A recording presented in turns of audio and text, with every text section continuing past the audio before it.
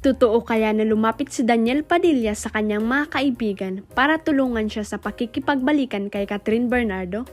Balitang nakiusap ang kapamilya aktor sa mga common friends nila ni Kat para magkausap muli ng masinsinan para maayos ang kanilang mga naging problema in the past.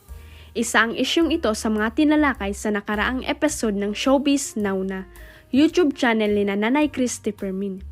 Mukhang desperado na raw si Daniel sa kanyang kagustuang magpasa kanya uli ang ex-girlfriend.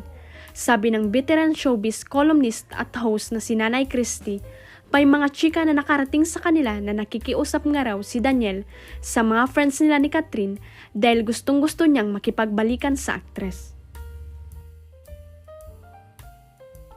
Nilalapitan daw umano ni Daniel Padilla para pakiusapan ang mga kaibigan nila. Baka mawin back pa niya si Catherine, sabi ni Nanay Christy. Ayon naman sa co-host niyang si Romel Chica, parang imposible raw makialam at makisawsaw ang mga friends ng aktor sa breakup nila ni Kat. Baka bet mo, Daniel, Catherine handang-handa nang sumabak sa bagong challenge ngayong 2023. May pa-surprise kaya si V-Day? Kasi yung paraan at dahilan ng paghihiwalay hindi maganda. Katwiran ni Romel. Sabi naman ni Nanay Christy, ako palagay ko pakikinggan siya. Magpapahiram sa kanya ng tenga yung mga kaibigan. Pero hindi aakto o aaksyon para sa kanilang pagbabalikan.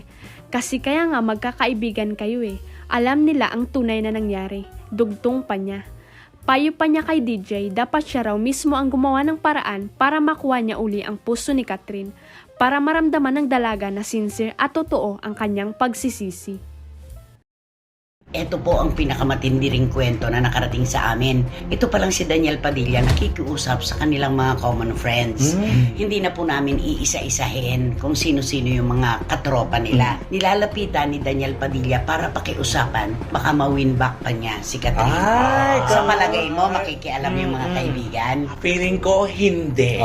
Kasi yung paraan at dahilan ng paghihiwalay hindi maganda.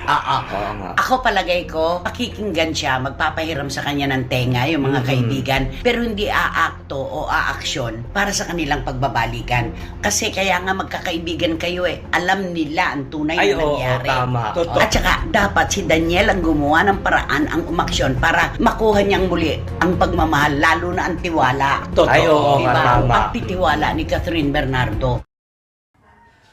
Huwag kalimutang i-click ang subscribe button at i-ring ang notification bell para sa latest at legit chika updates.